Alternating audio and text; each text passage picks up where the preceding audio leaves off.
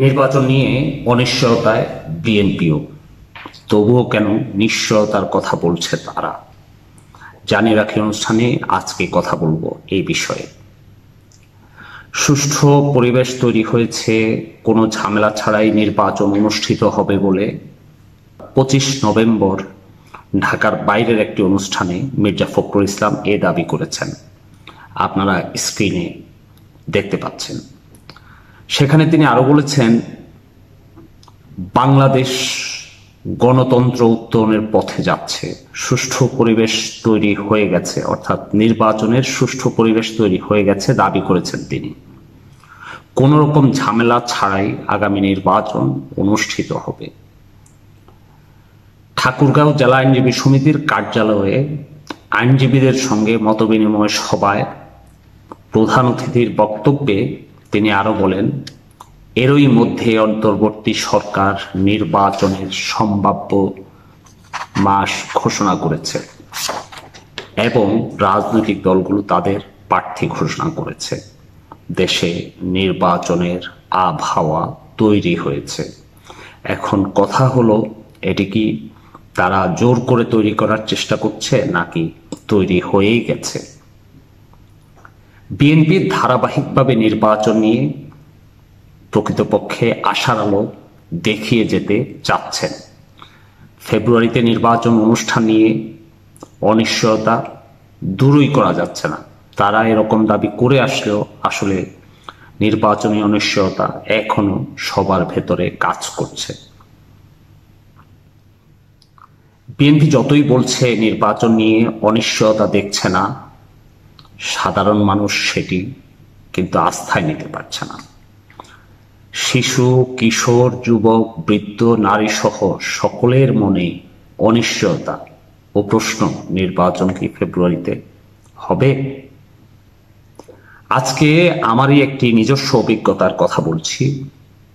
পেশাগত কাজে ও ব্যক্তিগত কাজে পাঠাও বাইকে চড়ে, আপনারা জানেন যে ঢাকায় পাঠাও রাইড মানে বাইক অনেক চলে, সেই বাইকগুলোতেই চড়ে আজকে ঢাকার বিভিন্ন এলাকায় যাতায়াত করি আমি। প্রায় 3টি জায়গায় 3টি বাইক চালক সহায়তা নিয়ে আমি 3টি এলাকায় গিয়েছি। এই বাইক রাইডাররা আমার নিজের কাছে প্রশ্ন করে জানতে চেয়েছেন, ফেব্রুয়ারিতে নির্বাচন হবে?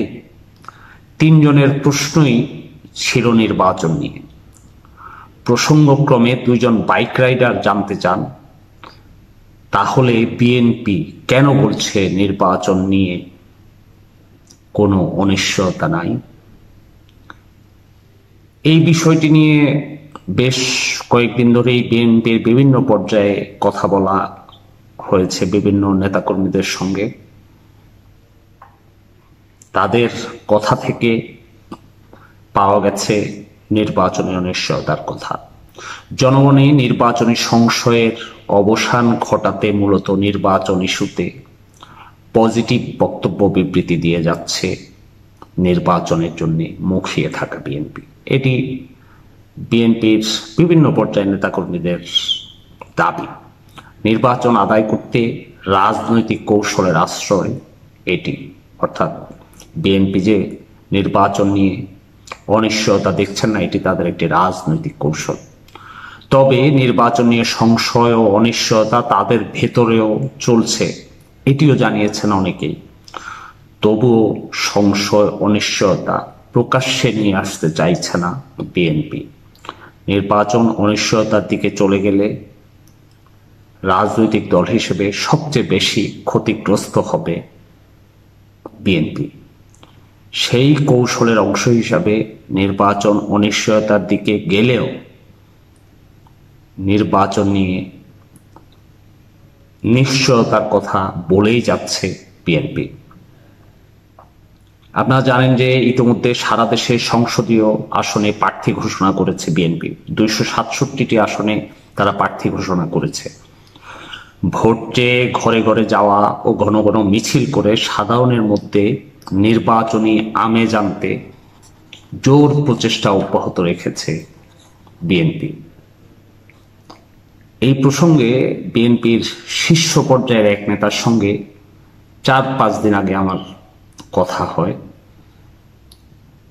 তিনি বলেন, নির্বাচন নিয়ে জনমনের অনিশ্চয়তা দূর করে ফেলার রাজনীতি আসলে করছে, এই পর্যায়ে রাজনীতি করছে বিএনপি। অর্থাৎ অনিশ্চয়তা যত ঘিরে ধরবে, নির্বাচন নিয়ে বিভিন্ন মহলের খেলাধুলা আরো বেড়ে যাবে। এটি মাথায় নিয়েই অনিশ্চয়তা দূর করে ফেলার রাজনীতিটা আপাতত তাদের করতে হচ্ছে।